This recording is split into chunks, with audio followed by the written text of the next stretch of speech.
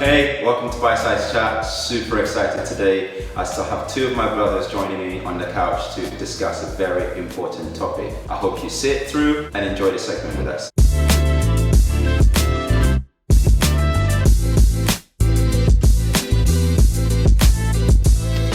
Welcome again to Bite Size Chat. Today's episode, I have two of my friends coming on, Gabriel and Donovan, where we have a conversation that I think will resonate with you.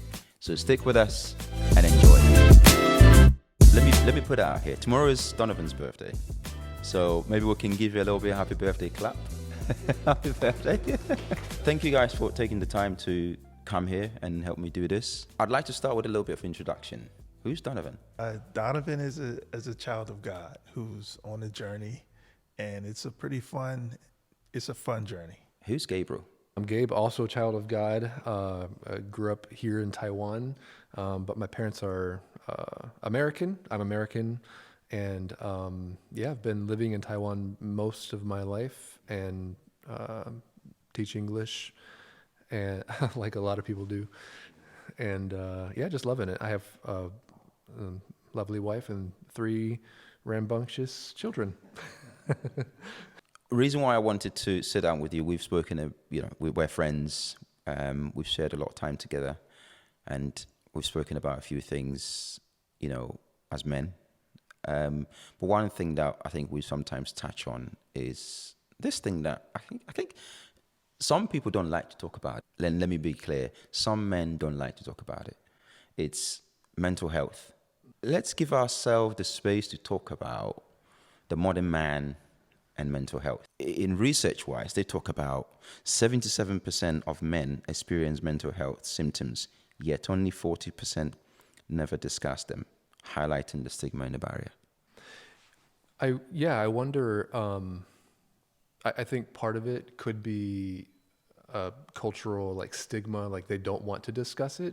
And I wonder also if it's just it's not that they're ashamed of discussing it, but it never occurs to some people to have it as a topic of conversation, because that's 2 different things, right? One is a stigma, I don't want to talk about my feelings and what's going on. And the other is, it just never occurred to me to want to talk about this, but maybe people are okay with it, but I just never thought about. I've heard the saying about it's okay not to be okay. And you mentioned about culture. Can you tell us a little bit more about what, in your opinion, or your experience, I should say, what that culture is and what that does to the stigma? Yeah, I mean, having grown up here, being American and reading stories, and just kind of articles about what culture is around the world, I think it's safe to say that men around the world, maybe with a few exceptions, deal with the stigma of what you're supposed to be as a man, or maybe gender stereotypes. Yeah, and so for here, you grow up just hearing because Asia is a very face-saving culture, or many countries in Asia have very, face-saving cultures, and they're concerned about face. So therefore, they never want to admit there's a problem going on.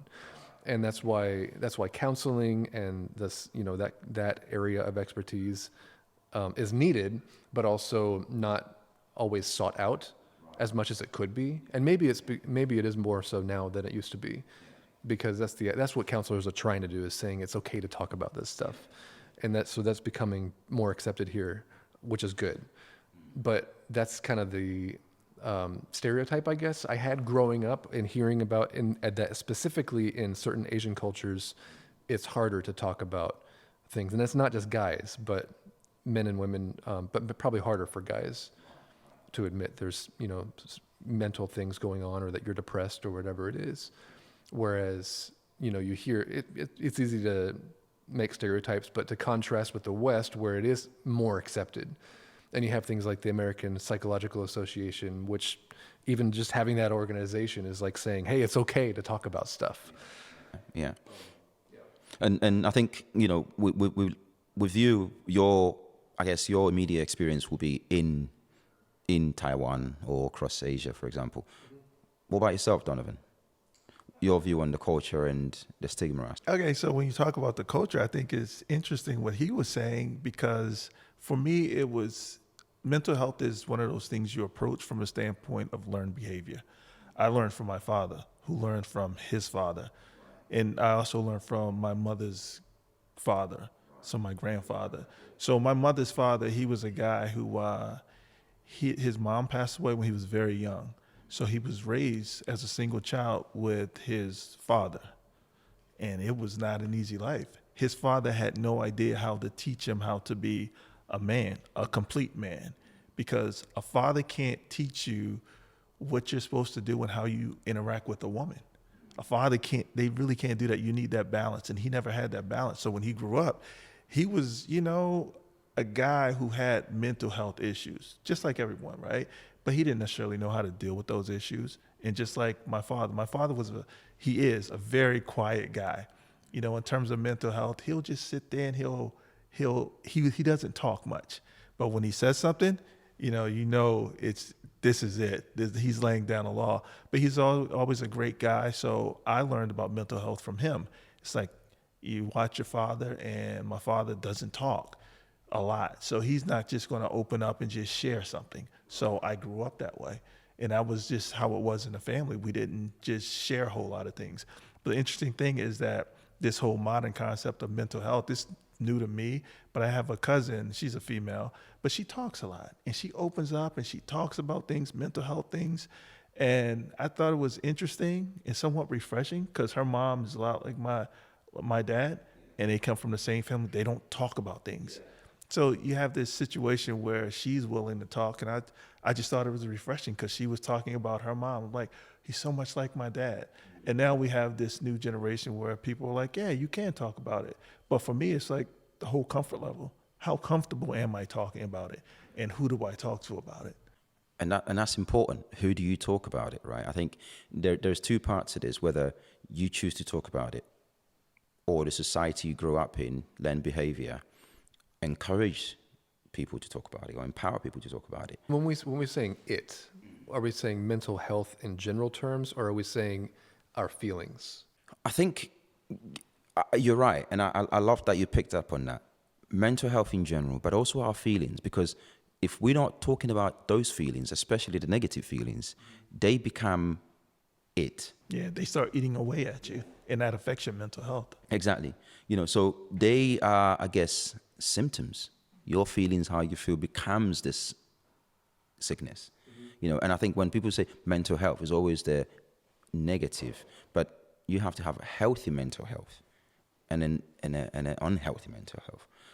So I think this conversation is particularly looking at the unhealthy mental health that we develop or we don't want to talk about.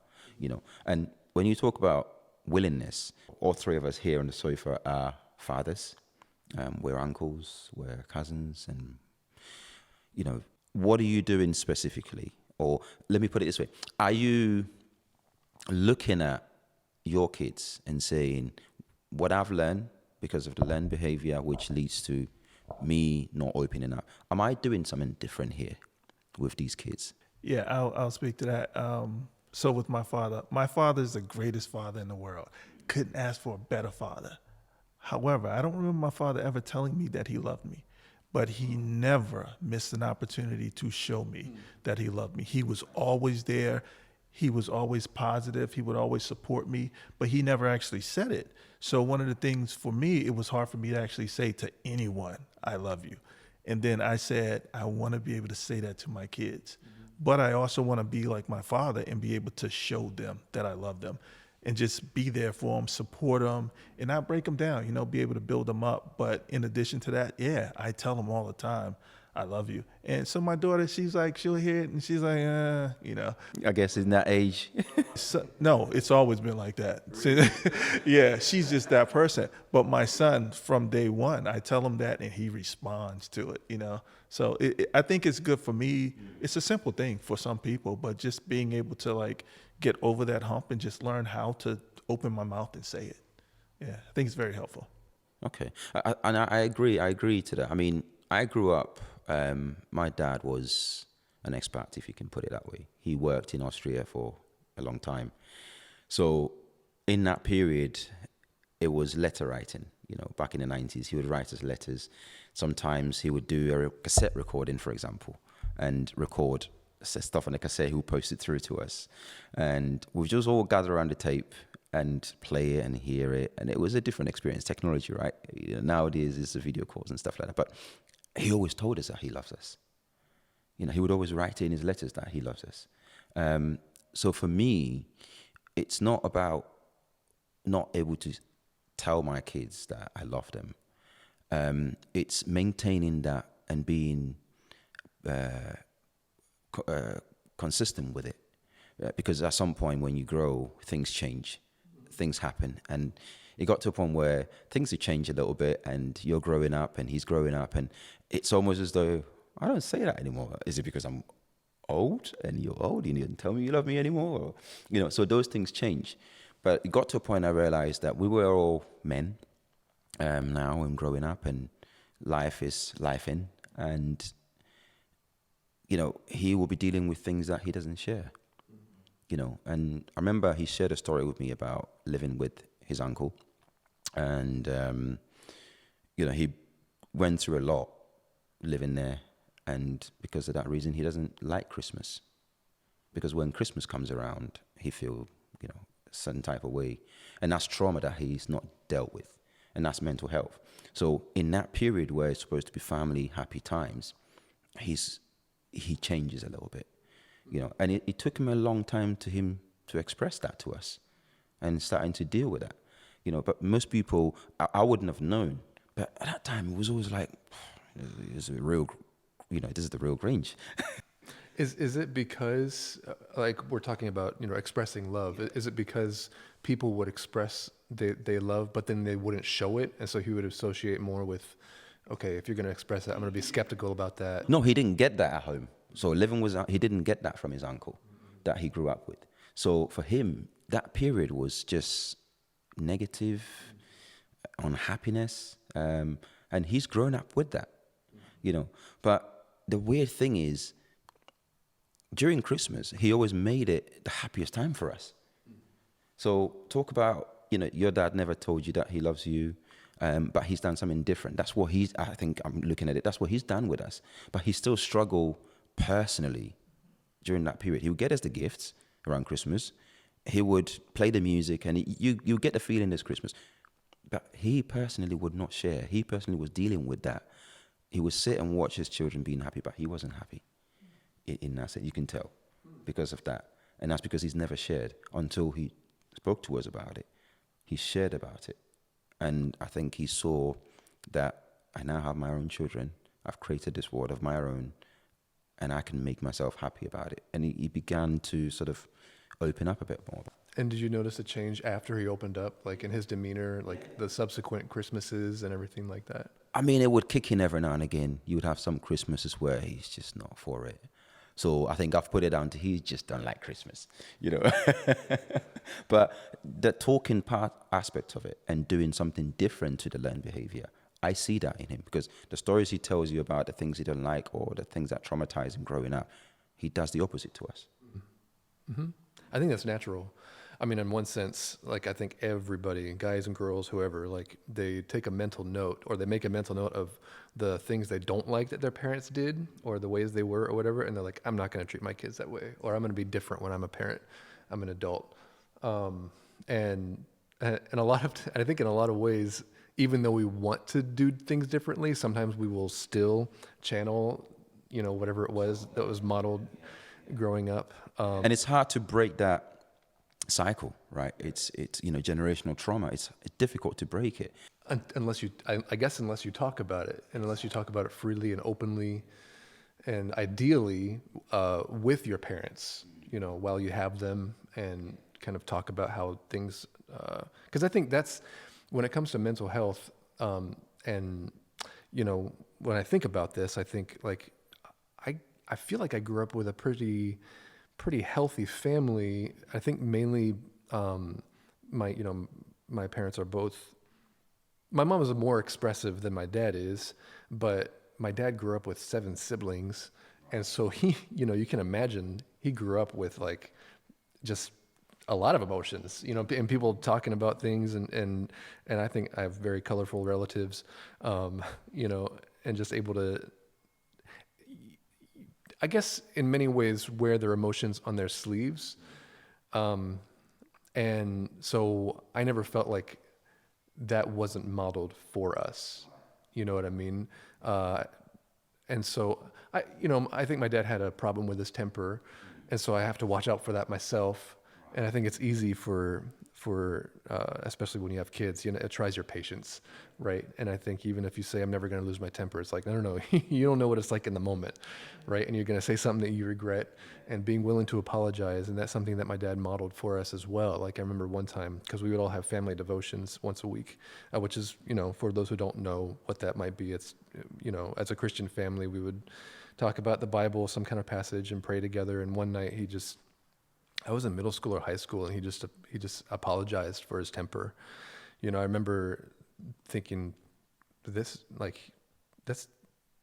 probably not easy on some level to apologize in general to your kids, But for me, that was an example too, because I'm like, and I find myself already. My kids are very young, but like already, I apologize to them. Like if there's something that I know, if we don't talk about it, they're gonna keep it inside. They're going to bottle it up. And so better, and me being the person who's more experienced with words and with life, I have to be the one to open that channel for communication.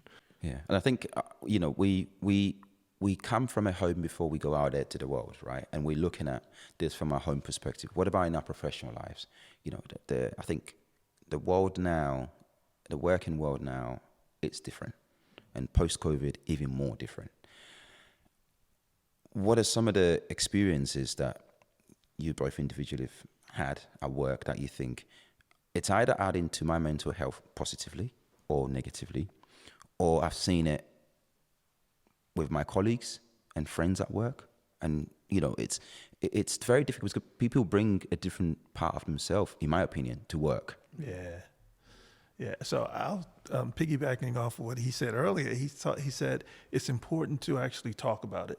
That's key. However, you have to first identify it. And he talked about the anger. Some people have anger issues or whatever the issue is, and they just are not aware of it. Mm-hmm. And because they're not aware of it, they never talk about it. And it's this thing that they present to other people in the workplace, maybe at home, and they just don't know what's there. I remember I had this job, and it was like my dream job.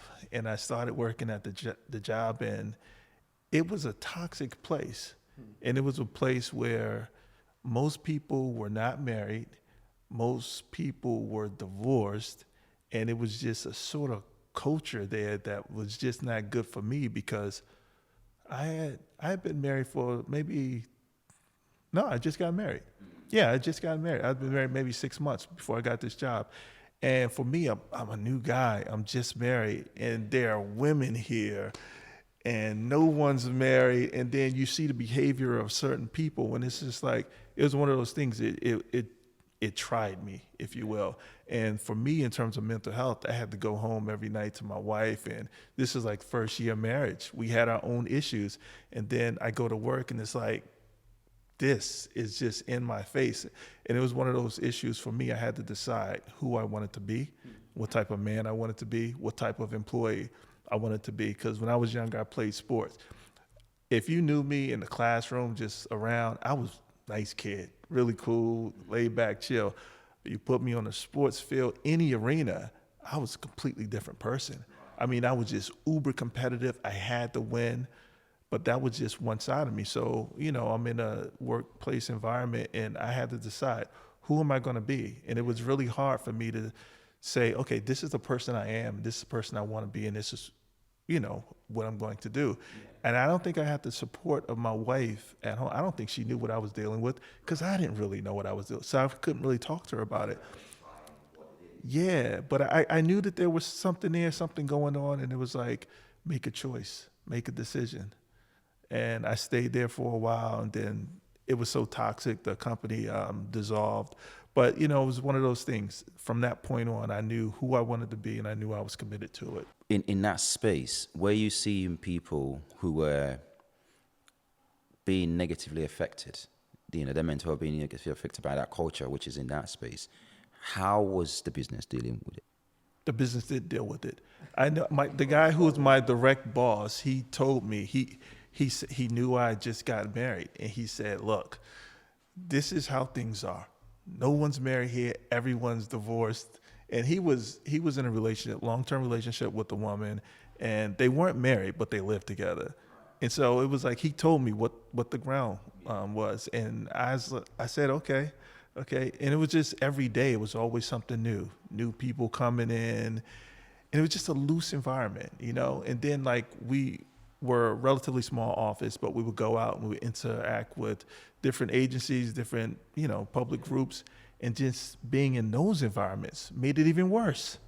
Like the people we had to, like, say at a law firm that we partner with, we have to work with them, and now I'm partnered with somebody at the law firm, or it was a real estate development company, right? So we own tons of properties. We have to go meet with the tenants, and you meet with certain tenants, and it's like the things that they do in their shops, and it's like it was just so much. It was a bit overwhelming, and I just didn't know how to deal with it. But it was one of those things where I prayed and I asked God to help me with it. And, you know, it was one of those things you pray and ask God, and God doesn't always answer you, and you still have to deal with it. But it's like, I knew who I was. So I'm not that person. I'm not going to be that person, regardless of any temptations that are there. But I like to pick up your brain on this, Gabriel, on the environment aspect of it. You know, when we are in specific or certain environments where we know that it's not good for our mental health, what is it that makes some people stay, in your opinion? What is it that makes some people stay? Because it's the easiest bit is to stay. The hardest bit is to leave, usually. Yeah, I mean, it could be difficult to leave a toxic situation just because, I mean, you're comfortable. You grow comfortable with it, in a sense, like, what's that called? Stockholm syndrome. But it's not another person. It's like a whole situation that you've just grown, accustomed to. I mean, I think, that would be the main thing that keeps people staying, is like, okay, this is what you're familiar with, and you just kind of, and so you make, what's the word? Justification. You kind of rationalize like why it's okay to stay. And I think this applies to like relationships, like romantic relationships, or, obviously career and the workplace. You've signed a contract and you're going to be at a certain place for a certain period of time, and so it can be difficult to leave those kind of relationships. Yeah.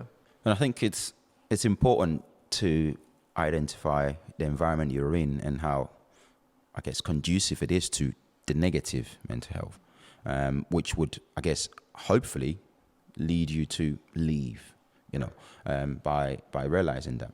But I think what's difficult could be if you don't have a good support group outside of work or outside of that thing that you're in. Yes, and that's what I was going to allude to, is the loneliness aspect of it. Some people might feel that space, if they have to talk about it, they will be isolated. And the loneliness aspect of it is, two ways. People are lonely, even more so now than people used to be in the past, because of how we live. We're well connected. However, we're also very isolated from immediate groups of family. I can't pronounce the name of the book properly, but it was set up in Okinawa in Japan, and it talks about the one thing that helps with longevity is keeping communities, right? I think it's Ikigai. It's a book about longevity and the harmony, how people live for longevity. And that was even the bigger thing than food or exercise and all this. It's keeping communities what keep people living longer. But we don't do that these days. So we might be either in this toxic environment, but we could be very lonely. Yeah, that's right. I was actually, speaking of Japan, I stumbled across a video on YouTube, and I don't know, they have a term for this when people choose solitude now. People choose to do things alone, and they prefer that. And it's something that, it's kind of an epidemic that they have to get over, and they know they have to get over. They have to get through and come back to community, because it really does affect you if you just choose isolation all the time. There's a proverb in the Bible, probably a couple, that talk about like how detrimental it can be for people who choose isolation. We'll come back to that. We're going to take a short break. So we're talking about loneliness, right? And I think I'd like to get your perspective, actually, Donovan, on this loneliness. In my mind, we talk about the environment. People can feel lonely even if they've got people around them in a surrounding environment. But we are also living very lonely lives. You know, especially, even more especially after post-COVID. So I talked about my dad before. My dad was a very quiet person. He was very much to himself, but he was always there for us. And, you know, we knew and understood that. So I sort of took on a lot of that. I can just be alone. That's my thing, and I'm comfortable with that. But when you have a wife, that doesn't work. Especially not my wife. She needs me there, and my kids are the same way. So you know, every morning I get up and I go jogging. Right. So today, I got up, I went jogging, and I've been doing this same run for about over a year because I've been living at that apartment for over a year. And when I first started doing it, I've noticed these guys. There's a lot of people who go out and run, but it was these guys, and they would run together. 4 guys. I call them the Gang of 4. And for over a year, I've seen these guys, and they always run together. And it's an interesting mix of guys. And, you know, every now and then, you know, well, every time I see him, I speak to him now. Because before it was like, who's the foreigner guy? Because I'm the American living in Taiwan, and these guys are local Taiwanese guys. And so they say, who's the guy? And then a couple of days ago, one guy, he came up to me. He was running past me, and he started talking to me as I was running. And it was pretty cool. And then today, this guy comes up to me, and he says, I didn't understand what he said, but then I figured it out because he said it in Chinese. He said, lie. He told me to come run with them. It's always been my dream to run with the Gang of 4. Because yeah, but so when I go, I run by myself, and they invited me into the gang. I was always the outsider, and I thought it was cool that these guys go running. And maybe a couple of weeks ago, I was just feeling kind of just down about things. And one of the guys from the Gang of 4, he saw me, he ran up, and then he was going to turn around. He turned around before he was supposed to turn around so he can run back with me. And we just ran together. But this guy's not, he's like the captain of the Gang of 4. And this guy's so special to me. When I look at this guy, I just get giddy when I see this guy. And I was like, what is it that's drawing me to this guy? Then I kept thinking about it. This guy is the Taiwanese version of my father. He's got these bushy eyebrows that are gray, and he's got the smile just like my father. So when he turned around the other day and he started running, it was like running with my dad. Right. It was just the coolest feeling, you know? And now today I got invited to run with the Gang of 4. First I was like, nah, I want to run with you guys because, you know, you're too fast for me. Because they're like almost twice my age, but they're too fast. Yeah, but it was one of those things that made me feel like I'm not here, I'm not alone, and this is a sense of community. Just being out and seeing those people, you know? But it's one of those things, it took a long time to create community because people don't always open up and invite you in. Can I speak to that a little bit? I'm not from a professional standpoint or anything, but it's one thing to just hang out with a friend and talk to them and ask them how they're doing. And it's another thing to do an activity with those people. I think there's I think sometimes you get a different version of people. A much kind of deeper sense of community, even if you guys aren't talking, because you can't talk a lot when you're running, right?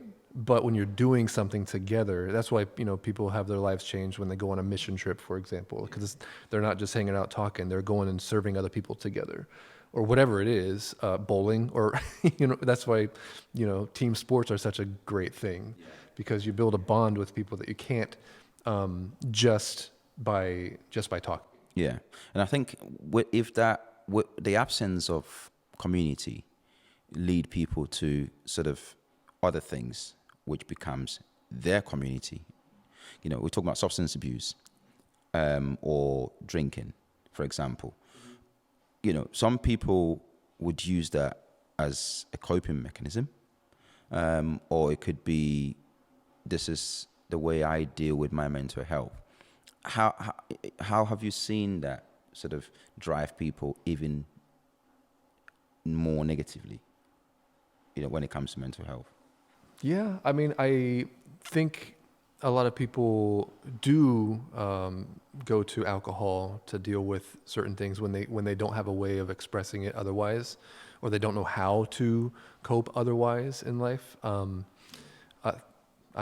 grateful that it hasn't been an issue for me. I know that it did kind of ruin one of my uncle's lives, and so my dad was kind of a teetotaler growing up, and just basically forbid us from touching alcohol, at all, even later in life. He's very conservative in one way, but also because of family experiences, he just doesn't want that for the rest of us. And hopefully he has seen now that it's not alcohol itself that is the problem. It's the person and how they interact with alcohol and whatever situation they're in life, that makes some people kind of resort to that, and that ends up ruining their lives.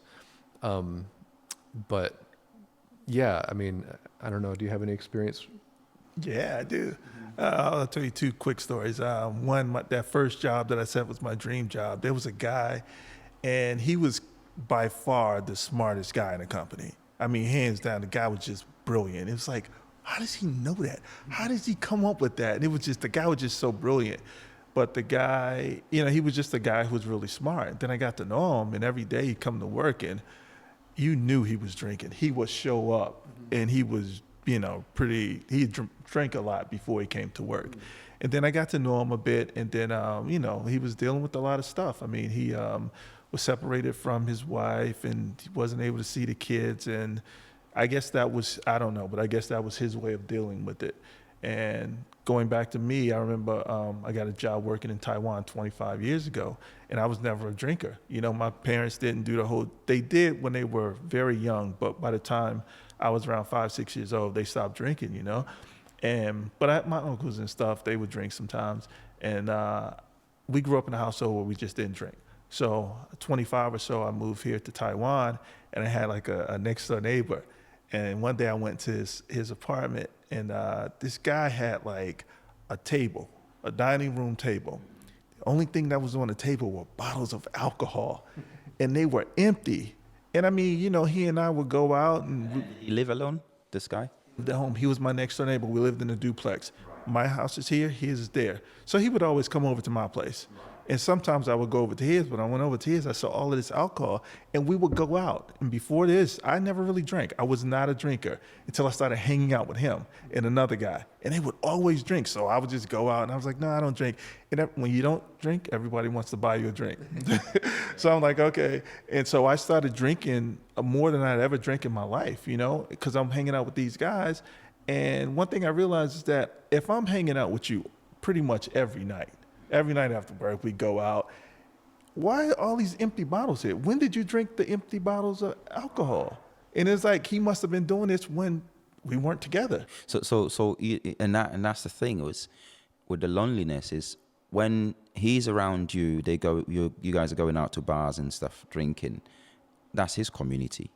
That's just socially drinking, I guess. But he was dealing with something else. Yeah. And those were the empty bottles on the dining table. And that's the thing. People deal with it the way they feel they need to deal with it.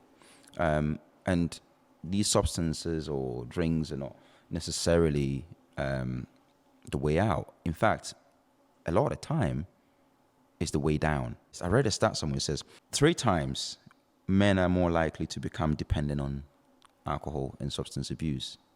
And that's high.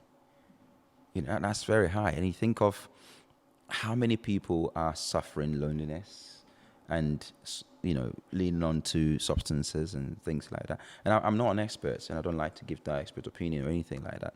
But I think the fact that naturally we don't share, but we are also naturally a little bit more problem-solving beings as men. We want to get to the problem and solve it.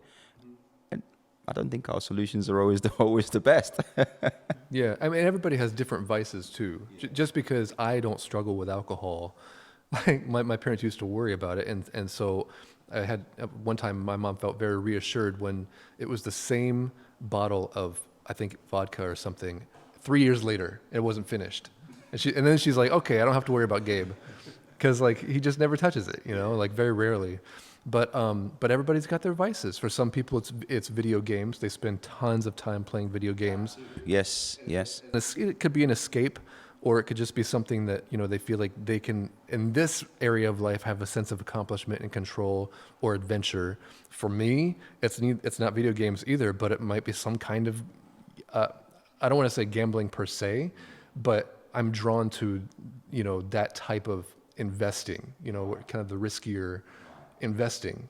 And it's like, okay, and that could be an escape for me, but it can also be something where I go down this rabbit hole, and it takes a toll on the time that I have with my family. Or That's interesting, that Gabe, because I think many people, and including myself, will not think of investing, whether it's stocks or whatever it is, as gambling or as an addiction. Yeah, but it is. It can be. It can be. It's not always. It's just your approach to it. When I was a kid, one thing that I realized is that I like to go to like an amusement park and try to play this game and win. And that was something that it triggered something in my mind. It is. And we didn't know the term dopamine back then, but it was that. And then it shifted from there to like when I got a little older, I would bet on like college sports, which is the dumbest thing ever because you're betting on kids, literally kids winning or losing a game. And then I realized this is the same thing that comes from when I go to an amusement park and I have to win. And I just keep going until I win. So for me, I realized this is not good. And I was like, this is something that I have to completely cut out of my life. So if I'm investing, one of the things that I do, I am one of the most conservative investors. I had an opportunity to make a lot of money off this one great stock. It was just killing it. And I said to my wife, I was like, something's not right.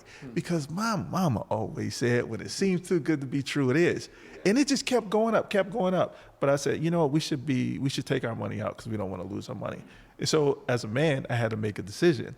And if I made the wrong decision, I was going to have to live with it. If I made the right decision, nobody would ever talk about it. I pulled the money out and it kept going up and it kept going up for years. It kept going up. And it made no sense whatsoever, but we lost an opportunity to make more money. But I said, you know what? I took the conservative approach and it actually worked. So for me, stocks doesn't always have to be gambling. It's about your approach. And for me, it was an investment. It wasn't like trying to get lucky. Yeah, but I think on the conversation of mental health, right, which is what we're talking about, and I only touched on what Gabriel said was, sometimes there are also things that are or seem positive, seems that this is what you have to do. Either is work or stocks or investment, whatever investment you're building, you can get so drawn in that it start eating your healthy mental health away and it become a negative thing, which drives you into a dark place. But it's not thought of it like that mostly. I think the assumption for mental health or how it's conceived is, it has to be something that drives you mad, or you're drinking too much about it, or you're out there behaving funny, and some of these things, like losing a lot of money, like you said, could drive you there. And money is also something we don't talk about as men, whether we have enough or not enough, or I think we only either show it if we have enough. Well, people tend to show it when they have more than enough. Yeah. And they're comfortable showing it because they have more than enough. But for me, it's always that whole balance issues. You likely will not always have more than enough. So how do you cope when you don't? How do you cope when you just have enough? And that coping is what I want to touch on, because there are various things that goes on with us. We're trying to build a family. We're trying to run ourselves as professionals. We're trying to be good brothers to our siblings and uncles and whatever it is. But money is one thing that I see amongst men, my peers, that drives people insane or contribute to people's mental health these days. For sure. Or just the idea of greed, like whether it's money or not, but wanting more of whatever it is that you think is going to make your life better, and going down that road, and at the expense of the relational investing you could do, or other things that, yeah. And I mean, I think as Christian men, right? The Bible is talks a lot about money and like the pitfalls that money can bring, or the pitfalls that wanting more money can bring, and not being content. And it's easy for people of any background or religion or whatever to go down that road, and to let that derail you from whatever else might be really important in life. I want to touch on coping mechanisms. We've talked about alcohol. Have you experienced any sort of mental health, I guess, in your life where you just thought, how am I going to cope? And how did you cope with it? It shouldn't, not necessarily, the adverse type of thing, but how do you cope with mental health? Like I had a dad who was a good example, I think, in, expressing when he needed to express. So for me, I feel like I have pretty decent ways of coping, as in, for me, when I think of coping, the first thing I think of is communicating. And so I think it's, really important to be able to communicate whenever you have some kind of feelings that you might be ashamed of, to be able to know that there's somebody that you can communicate that to, because you need to work through something. And ideally that's your wife or your spouse, right? Ideally. And so I've had many uncomfortable conversations with my wife, where because the conversation is revealing that I'm feeling inadequate in some way. And men don't want to feel inadequate. Men especially don't want to feel inadequate, but whenever you're able to, I think when that topic will make you uncomfortable because it's revealing that maybe you're comparing yourself to somebody else, or being vulnerable in a certain way, that's probably a sign that you need to talk about it. And that's key, vulnerability. You experience being vulnerable. And I think for me, the first time I thought of vulnerability is, oh yeah, people will take advantage of me. So why be vulnerable? And until one of my previous managers has said, that's your strength, to be vulnerable. And that, for men, we don't usually see vulnerability as strength. What do you think? I think it's a great sense of strength, because you have to be strong enough to open up and to allow other people. To me, I equate it to being naked. It's like most people don't walk around the streets naked, but it's like one of those things. Can you allow yourself to be naked and allow somebody to see you in your true natural state? Can you allow them to see your imperfections? Now, I get it. You don't let everybody see your nakedness, but there has to be some people, some person who you can open up to and be able to say, okay, this is what I'm dealing with. And so you talked about different, like mental health, but I'll just talk to something very specific, and let's say stress. Most people deal with stress, and it's just how we first identifying it and then being able to quote unquote cope with it. So for me, one of the things that I do is I try to make sure I'm identifying it, because I see all the symptoms. Now, okay, I'm stressed. Now, what am I going to do? Am I going to go talk to my wife about being stressed? For me, no, I don't, because I just wasn't used to that. So for me, the thing is allow God to see my nakedness and tell him what I'm stressed about, tell him what I'm dealing with. If I can go to him, because I can't hide anything from God, and if I can go to him, and if I know he's willing to accept me, then I can maybe not talk to my wife exactly about the whole stress, but maybe it's something else that was leading to it. Mm-hmm. Just being able to talk about it. And then, you go to church and you hear the preacher say something. One of the things that I've learned probably maybe 6 months ago, people were talking about like praise and worship.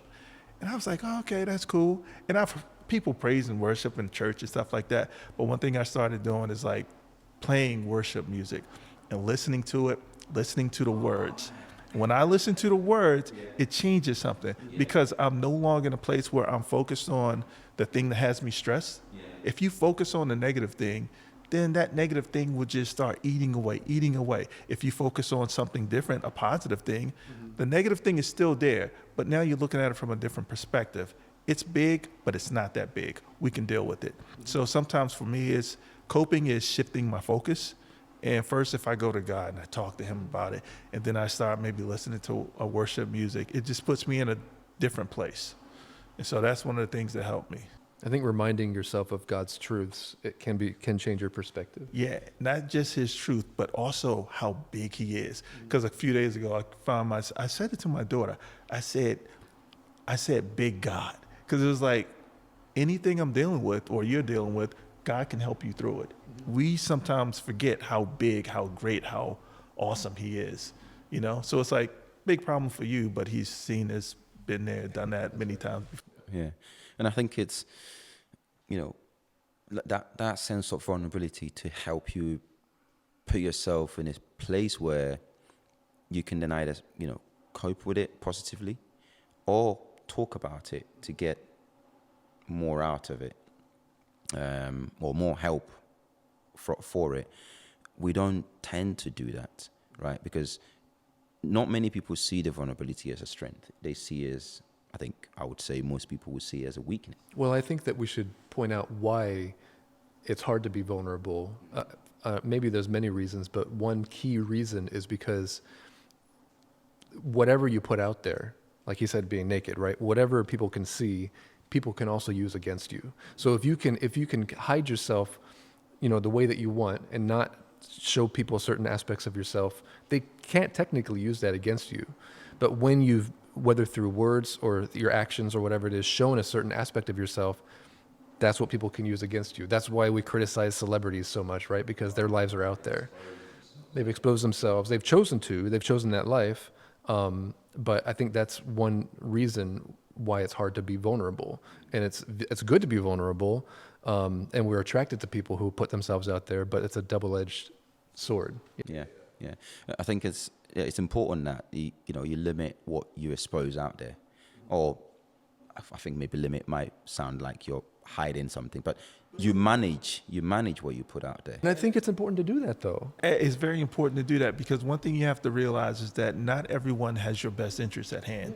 So you can't just go and expose yourself to any and everybody. You have to create, like you said before, a sense of community. These are certain people who I feel comfortable opening up to. So about a year ago, I started doing like a men's fellowship type thing. Mm-hmm. It was like these group of men, they would meet together.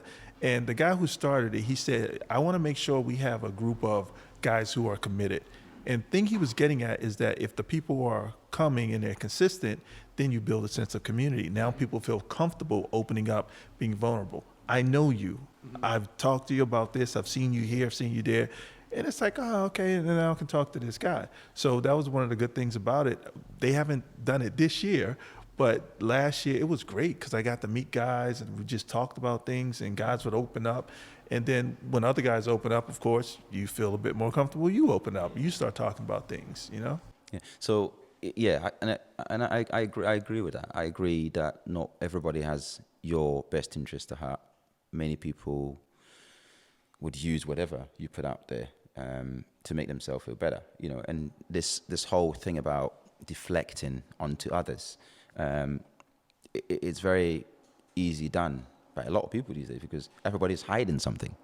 You know, many people are hiding their own mental health, and the way they cope with it is, if I can deflect whatever I'm dealing with onto you, I don't have to be vulnerable, right? I don't have to deal with it. It makes me feel better in that moment that people look at me different. Oh, okay.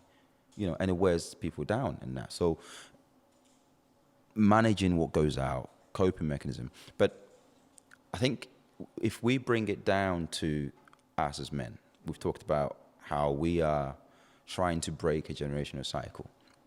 And also how we are also using some of the positive generational cycle to influence our own children or our own friends in that aspect. One thing I wanted to ask personally here is, do you go out of your way outside your home? Because that's where your influence are. So you go outside your circle of influence to actually point out or make a point to friends or people that perhaps may not necessarily open up to say, hey, are you okay? That's a good question. Because I don't usually. I don't normally. And it's not necessarily because I'm not curious about the other person or that I don't want their best interest. But maybe it's because I, in some way subconsciously, don't want them to ask me that question. Right. Okay. And so then generally as a rule, I don't ask people what I don't want them to ask me, right? And so I think it's kind of funny. I mean, sometimes people hear is like, hey, how much money do you make? Well, can I ask you the same question? Like, how much money do you make? Right? Why this? Why that? Well, can I ask you the same question? Are you going to be, able to answer the same question? I think that's a good rule to have. And so you do unto others as you would have them do unto you. If I'm not willing to open up and really share, and they say, or I heard this, a couple of times anyway, like if you, like asking how you're doing, that's the first question. But then when you ask it again, then it's like, okay, they really wanting to get to know what's going on. And that also implies that they have the time to sit and listen to you, because that's not the case all the time. Sometimes it's like, hey, how are you doing? And that's just what we say to each other as we pass by each other.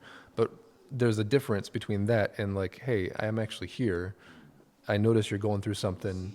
Yeah. And how you're doing. And I have a coworker who's really good at that. And I want to be better at that myself. But speaking of coworkers, I mean, some of my best friends are my coworkers. And so it's a struggle for me in life just because there are things I want to share with them, but I can't necessarily because it has to do with work. And yet if it was in any other situation, I would go to them, to talk about something. How about you, Donovan? Do you sometimes pick up, I mean, family-wise, outside your children, your immediate family, even your brothers or your sisters or people in an external family setting, do you stop people? Do you, pick them out on, because of you've seen things? Because of, we're talking on lines on vulnerability and people not showing it. If you see it, would you pick up on? Okay, so I'm the type of person where I'm not really good with people I don't know. So if it's someone who I have a relationship with, and I see him, like, there's someone at church, and one day I saw him and I asked him, I was like, so how you doing? Because you can look at him and tell that something's a little off, because I know the person, And so in that situation, yeah, I do ask. And with my family, actually, this is one of the things that I'm growing, and I'm learning to ask them more, especially when I see things. And sometimes for me, problem in the past is that it's there, it's clearly there, but I didn't see it. I just haven't been in tune to it. So I'm trying to be more in tune just with my siblings, because, they get older and we all get older and we go through things. So I'm trying to be more cognizant of that. And even with my wife, I can tell when something's going on, so I'll ask. But I've always had a habit of just asking and being very insincere about it. And it's not like I'm trying to be insincere. It's like, oh, so how are you doing? Or another one, and I learned this from a TV show. It was like, so how does that make you feel? And for me, it sounds cool to say it, but I'm really not asking to find out how you feel. And so sometimes I do that, but I'm trying to get better and grow in that area. I'll know that next time you ask me, how does that make you feel? I'll be, okay, all right. Does he really care? No. But I think it's a nice point to sort of try and wrap up with it, right? Because what I want to challenge you both off the back of this episode is ask a bit more about how you're doing. The point of this segment is to encourage people to talk about what's going on, especially people we're close to, because the worst is you don't want to hear that news because they couldn't talk about it. And I think for me, the worst is maybe they felt I didn't see them on day to day because I never ask that question. Hey, how are you doing? Hey, what's happening? What's going on? It's true. It makes me think of a guy I knew in high school. I mean, I wasn't really close friends with him, but I would pass by him, and every single time I passed by him, he just looked really depressed, like he was going through something. And I learned later, that he was dealing with some substance abuse, but also some really unhealthy relationship stuff, and he ended up taking his life. And that was one of those, and you look back and it's like, I could have, I don't know if one person can necessarily make a difference, but maybe they can. Maybe just the smiling more and asking someone more, if you notice something that's going on, like stopping them and asking, just taking some time out of your busy day, because everyone's busy, or we always make that excuse. We're busy. We're on to something else, and it's always going to be the case. I think any meaningful conversation that happens like that, it is taking time out of your day to go and take a detour and like spend time and ask this person what's going on. So that is a great reminder.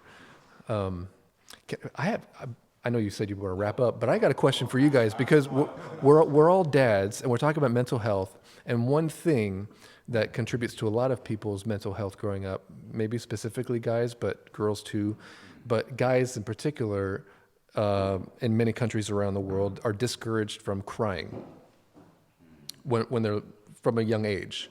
Like, what are you crying about that for? And now that I have kids, and I'm thinking like, okay, I want to encourage them if they are crying. I don't want to discourage them from crying. But now that I see the kinds of things they cry over sometimes, I'm just like, wait, is there a time where you can be like, okay, don't cry about that? Like, do you know what I mean? Like, it's one thing. It's one thing to be like, okay, you feel hurt or you feel emotional about something terrible that happened or you perceive as terrible. But it's another thing when your sibling takes your toy and it's like, and then you start crying about it. It's like, wait, well, hold on a second. Like, is this really a good time to cry? Like, but then technically I'm not supposed to discourage them from crying. Do you know what I mean? I know exactly I just had a situation like this, and this is with my son. Yeah, I told my wife, I said, look, there are certain things you cry about, and there are certain things that you don't cry about. I'm not telling you not to cry, but you have to figure out which one is painful. Kind of like which battles to choose. Yes, absolutely. And I actually used that term when I was talking to my son. I said, certain things are going to be painful that come into your life. It could be physical, mental, spiritual, whatever. And it's going to compel you to cry. And it's okay to cry. But if you're just crying because your ankle hurts, I get it, but it's just mildly hurting. I mean, is there any blood? Is it really bad? Or is it something really bad that happened?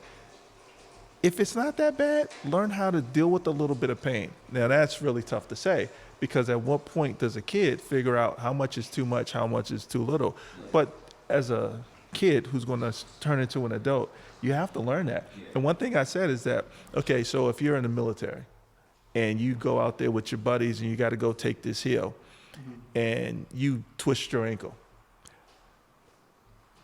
2 of you are left, everybody else has been killed, and you guys got to hike 12 miles to get to safety because these guys are coming for you. You got to twist an ankle. Are you going to go 12 miles, or are you going to sit there, oh, my ankle hurts? Oh, I'm so... It's one of those things. You like figure out, well, if I don't go, what can happen to me? I'm going to let my partner down. So no, I'm just going to get up and we're going to hike it. We'll deal with the real pain later. So sometimes you just got to figure it out. And I don't think there's a right or wrong answer, but you got to be willing to just test the waters, figure out, okay, they took my toy. I'm not going to cry about it.